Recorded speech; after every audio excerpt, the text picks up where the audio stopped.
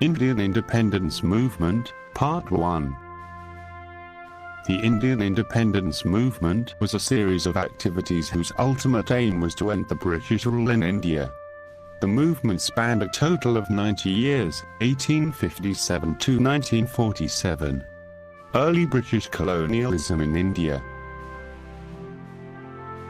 European traders first reached Indian shores with the arrival of the Portuguese explorer Vasco da Gama in 1498 at the port of Calicut, in search of the lucrative spice trade. Just over a century later, the Dutch and English established trading outposts on the subcontinent, with the first English trading post set up at Surat in 1613. Over the course of the 17th and early 18th centuries, the British defeated the Portuguese and Dutch militarily, but remained in conflict with the French, who had by then sought to establish themselves in the subcontinent. The decline of the Mughal Empire in the first half of the 18th century provided the British with the opportunity to establish a firm foothold in Indian politics.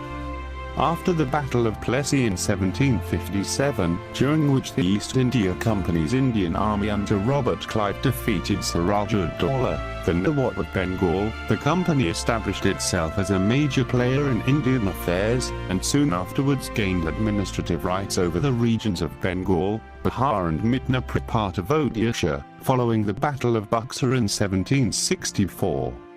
After the defeat of Tipu Sultan, most of South India came either the company's direct rule, or under its indirect political control as part of princely state in a subsidiary alliance. The company subsequently gained control of regions ruled by the Maratha Empire, after defeating them in a series of wars. The Punjab was annexed in 1849, after the defeat of the Sikh armies in the First and Second Anglo-Sikh Wars.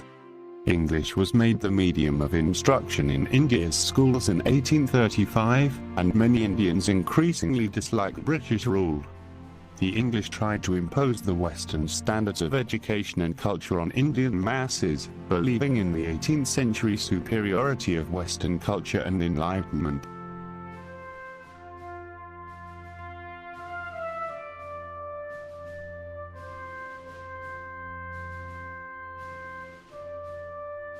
Early rebellion.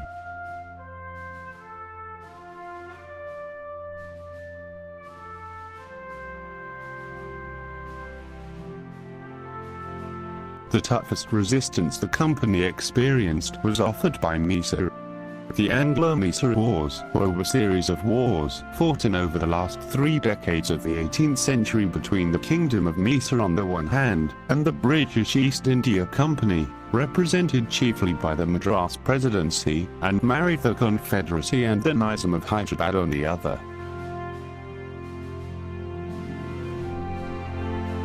Hyder Ali and his successor Tipu Sultan fought a war on 4 fronts, with the British attacking from the west, south and east, while the Marathas and the Nizam's forces attacked from the north. The Fourth War resulted in the overthrow of the House of Hyder Ali and Tipu, who was killed in the final war, in 1799, and the dismantlement of Mysore to the benefit of the East India Company, which won and took control of much of India. In 1766 the Nizam of Hyderabad transferred the northern Scars to the British authority. Rani Vilanekaya, 1732–1796, was a queen of Indian Sivaganga from 1760 to 1790. She was the first queen to fight against the British in India. Rani Nekayar was trained in war match weapons usage, martial arts like Valari, Silambam, fighting using stick, horse riding and archery.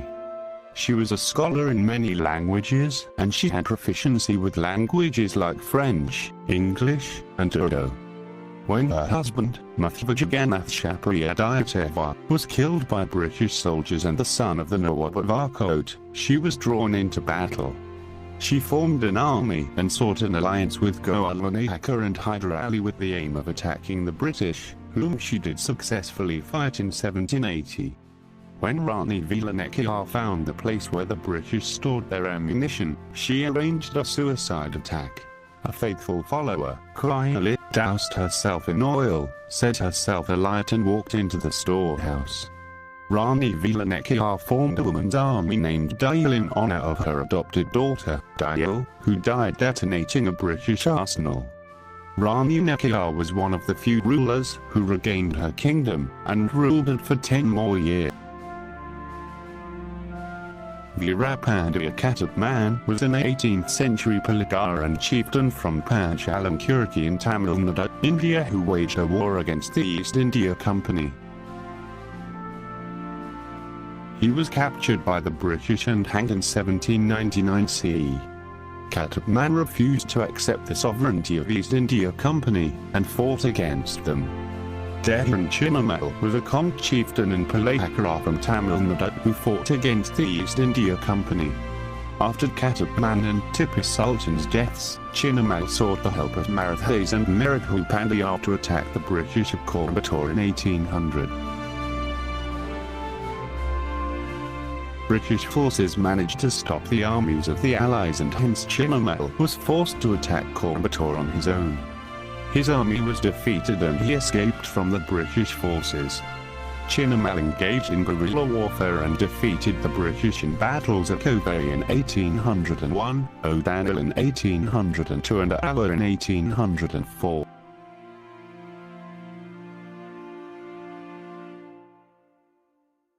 Rebellion of 1857.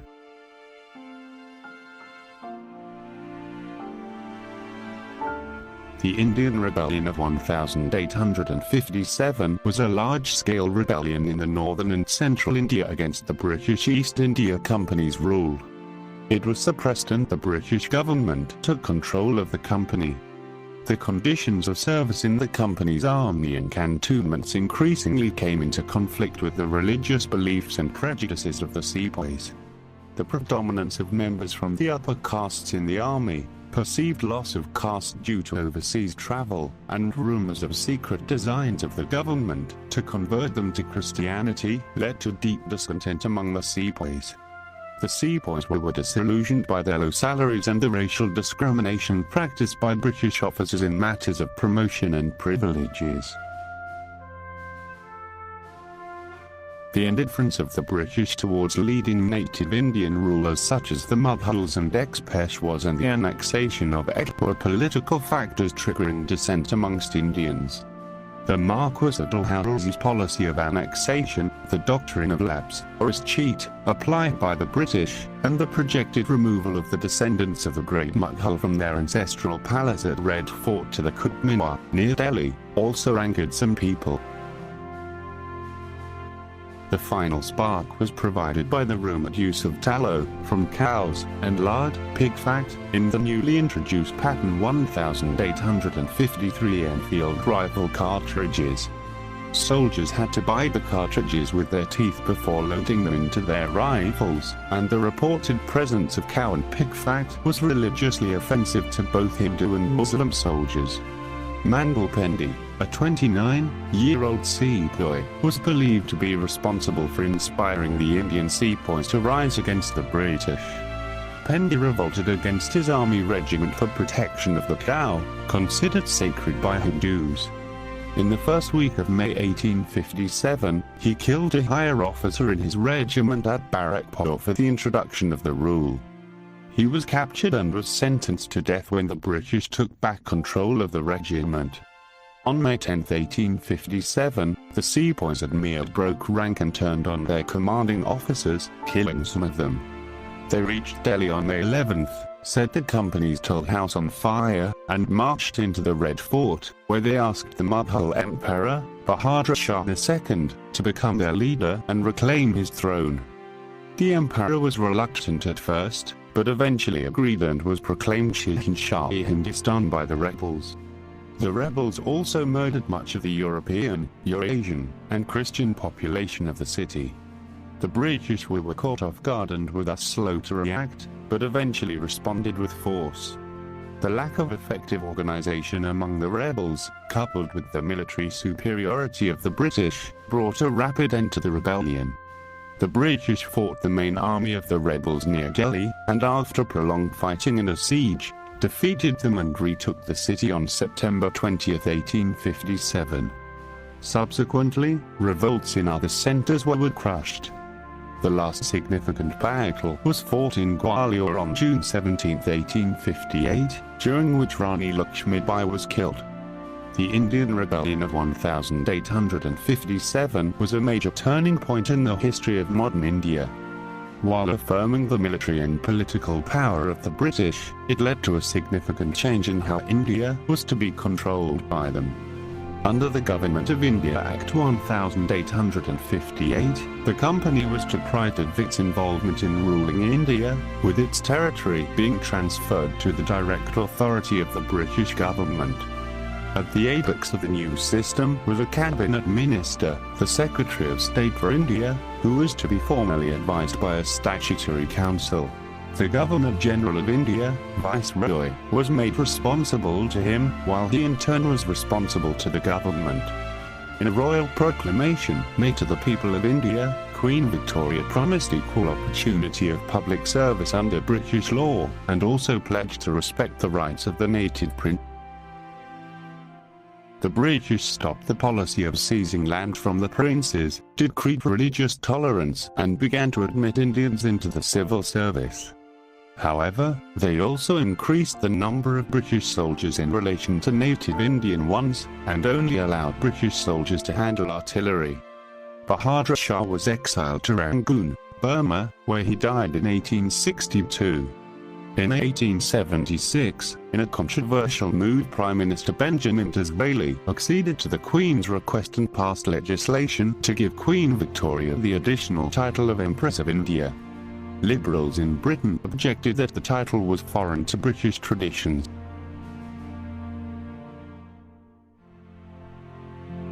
Part 2 continues. Thanks for watching. Subscribe to Footprints for more videos.